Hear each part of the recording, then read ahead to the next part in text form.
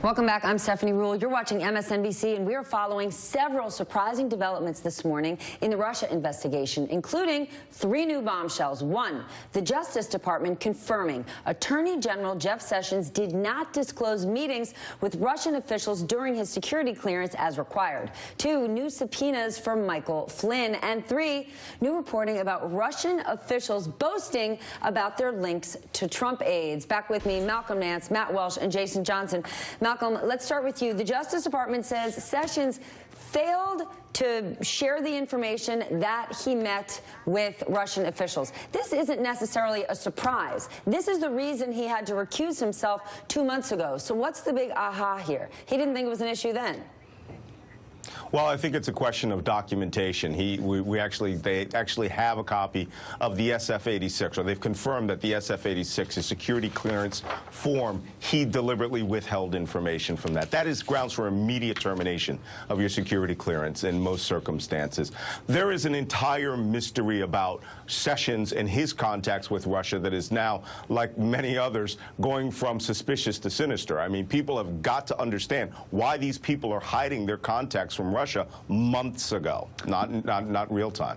Matt, what if Sessions can prove, he says the FBI person working on this told him you don't need to disclose it. This was part of your normal Senate activities. Then it'll probably give him protection from his job. I mean, he, as a senator, meets with a lot of people, and I'm sure it's not just the Russians that he didn't disclose his contacts with. It was everybody, but we're just also Russia-focused. And he answered questions about this, skeevishly in the past. So there is reason to want to. That's a word.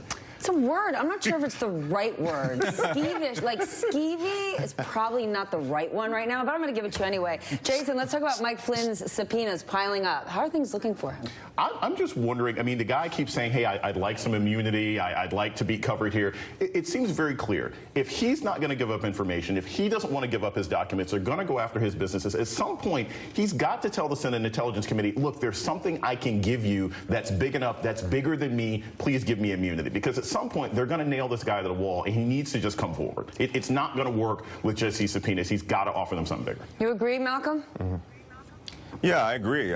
Mike Flynn is now under a waterfall of activity, and believe me, this is the least of what we're going to be finding out about Mike Flynn. It appears the FBI's got an enormous quantity of information. The intelligence community has information, and they are going to, obviously, they see him as a linchpin that could probably break.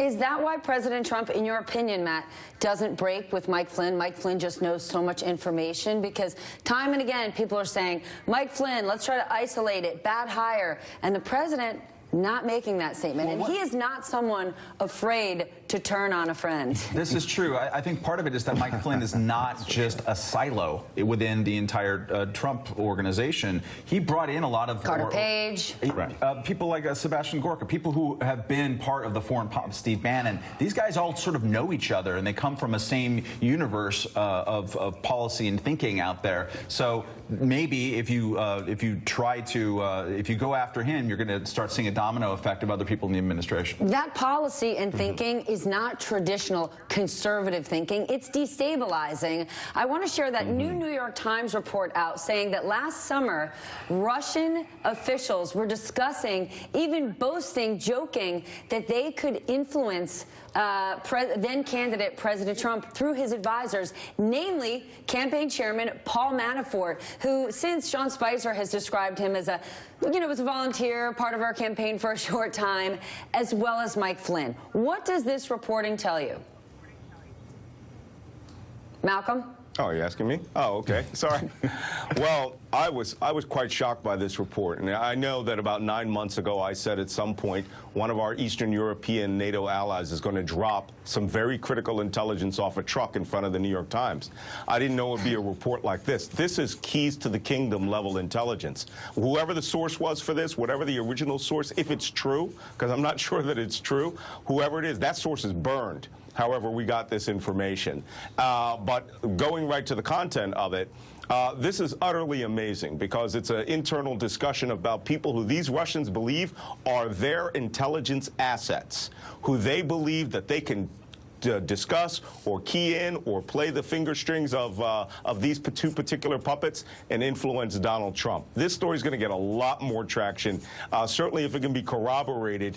But I don't believe this came from U.S. intelligence. I think this came from someone else's intelligence, and that they have an interest in making sure that Donald Trump is exposed for whatever it is that they believe it is. Is there a way then, Matt, for President Trump to distance himself in any way? Because the two people named, Paul Manafort and Mike Flynn, are not part of the administration. Sebastian, I think he's out at this point. We know Boris isn't there. Carter Page is gone. Can the president distance himself? I mean, just this morning, Donald Rumsfeld was on Today's Show when he was asked about the president's national security team. Rumsfeld said they're top notch. Many of them do not come from this sort of Flynnite world. That is true. And it is important to note that Trump's policy towards Russia at this moment is more sort of vigorously mean, or it's not as friendly as the late Obama administration was. So the facts on the ground look like this. However, he can't distance himself from the story because he keeps tripping on his own long tie whenever he's talking about it. When he's backed into a corner, he usually says or does something that causes a further problem. And let's be clear, they're not bragging. This isn't locker room talk. They're not bragging because we were hanging out at a party together. The only reason they would be bragging this boldly is because they have something on these guys. And that's the thing that we need to be concerned about. You're not saying that this guy is just a friend of mine because we play golf together. You're saying it's like, I got pictures, I got receipts, and we can get what we need to get done. There can also be a genuine alignment of interest that we should look at, too. They agree with each other. I'm going to say if there are pictures, to Matt's word, they're probably skeevy. All right, next, two high